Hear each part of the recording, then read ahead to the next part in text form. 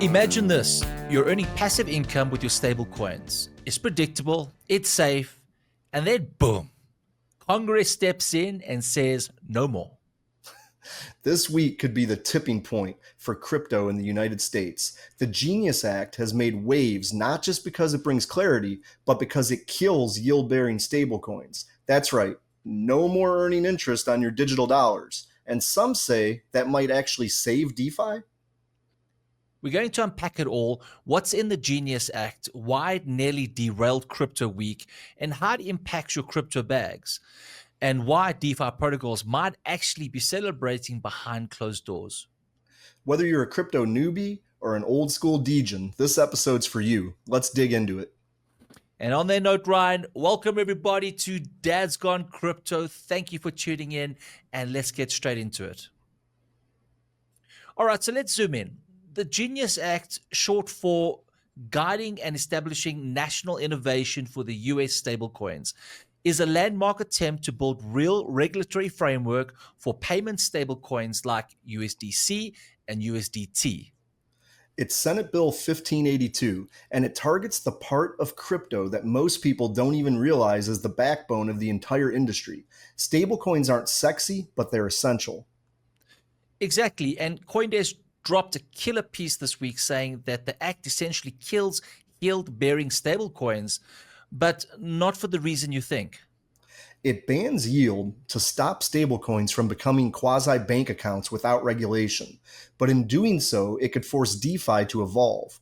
The piece argues that this move pushes innovation into transparent, protocol-based yield models like liquidity provision or arbitrage, things that can be audited and built into smart contracts.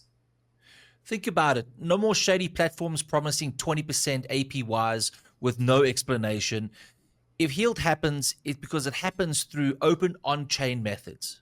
Now that's big. It strips out the centralized risk. We're talking about rebuilding trust in DeFi, and maybe, just maybe, this helps it grow up.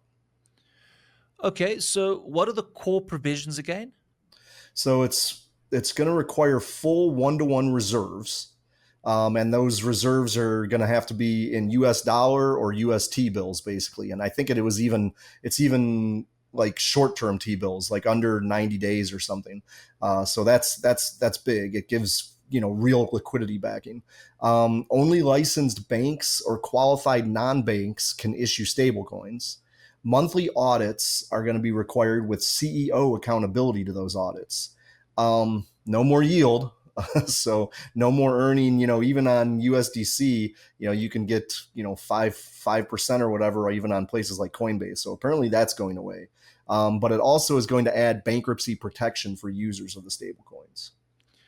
Yeah, it's pretty much like putting airbags and safety belts in the crypto racing car. It's definitely going to slow down things, but it might just stop that next stablecoin crash. Yeah, absolutely. So here's where it gets a little political. The Genius Act was teed up to pass, but it got slammed by GOP hardliners demanding the inclusion of the anti-CBDC Act with the Genius Act. That's the bill to block the Fed from creating a central bank digital currency, what some are calling digital handcuffs. Yeah, so these lawmakers see the Genius Act as a backdoor to a surveillance state. So they said no CBDC ban, no vote. This is wild because the Genius Act has nothing to do with CBDC directly. Yeah, exactly. But it became political leverage. But then Trump stepped in, literally met personally with 11 of the 12 holdouts, and he got them all to flip pretty much. So now the Genius Act should be back on track, and it should pass by Friday this week. And if it does, it sets a precedent not just for the stablecoins, but how the US deals with blockchain regulation in general. All right, so let's think about what this means for you and your crypto stack. So bringing it down to street level, if you're a retail investor, what changes? First, no more interest from holding stablecoins. Say goodbye to those juicy passive APYs, but also say goodbye to that hidden risk. And second, if you're using DeFi protocols that generate yield, those models now have to shift to something transparent. It's less about banning profit and more about making the process legit. And third, Ryan, expect institutions to move in. BlackRock, Fidelity, PayPal, they've all been waiting for that clarity, and then they step in with full force.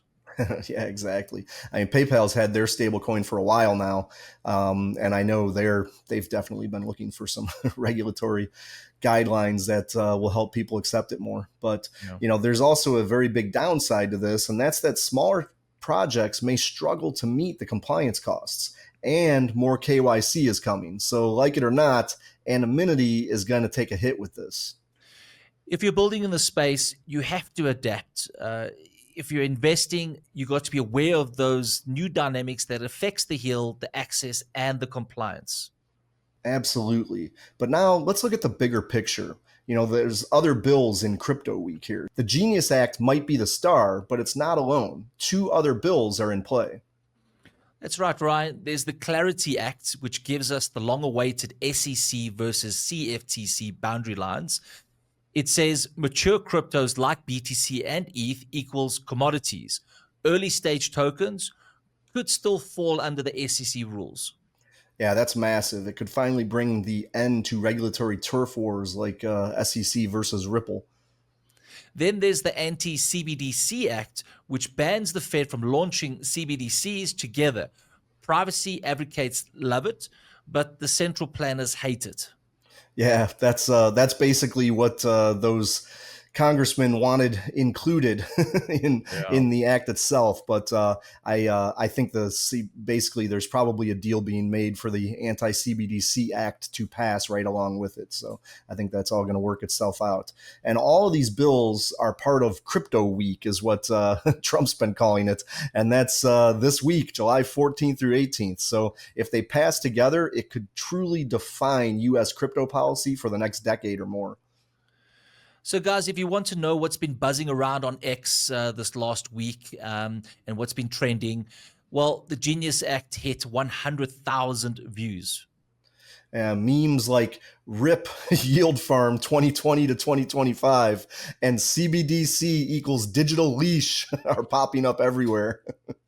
And on positive news, the Bitcoin is up 12% this week and is flirting with 125,000. And of course, Ethereum is also up quite nicely as well. Yeah, Ethereum's getting ready to make its run to its all-time high. At least we hope so. So hopefully it follows Bitcoin closely here, and then all the other alts can follow it. So good times ahead, I think. So anyway, institutions are warming up, and you can feel it. This is the first time U.S. policy isn't just about enforcement. It's about building crypto projects and building the crypto industry. But dads out there, let's be clear. This is still very volatile. If the vote fails today, Friday, expect a pullback. And if it passes, well, we could be entering a new era of crypto legitimacy. So to round things up, are we saying goodbye to the wild, wild west of crypto, or hello to Wall Street 2.0? Well, maybe both, but either way, this week marks a turning point, and every crypto investor really needs to pay attention to it. On that note, guys, we haven't done this in a while. It's time for Dad's Got Jokes. All right, I'm going first this week, Ryan, and let's kick it off with, what do you call a javelin athlete with Parkinson's? What?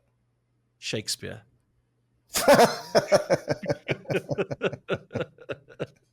I might be putting in hell for that one, Ryan. Oh, I love that one. I love that one. I'm using it for sure. Well, I was visiting my great uncle in the nursing home the other day, and he just kept telling me that I'm too reliant on technology. I called him a hypocrite and unplugged his life support. Yes, dog. Teach him a lesson.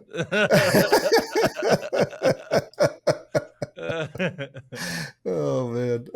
All right, guys, and that concludes our episode for today. And thank you for watching. And please don't forget to follow us on Twitter, or now known as X.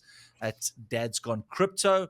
And please, we need some comments down below, and tell us your thoughts on what do you agree with them taking the yield away from stablecoins? I think that could be a nice debate. What do you think, Ryan? No, I think it sucks, but yeah, I get it.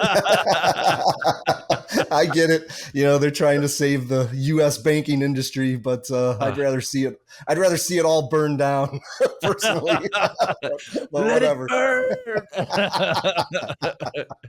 And there goes our monetization. Anyway, yeah. Join us in the comments. Let's have a conversation about it. Take care, guys. Ciao. See you guys. The material and information presented in this recording are for entertainment purposes only. Do not misconstrue what you hear as investment or trading advice. Always do your own research. The views, thoughts, and opinions expressed by the guests on this recording are their own and do not necessarily reflect those of Dad's Gone Crypto or its hosts.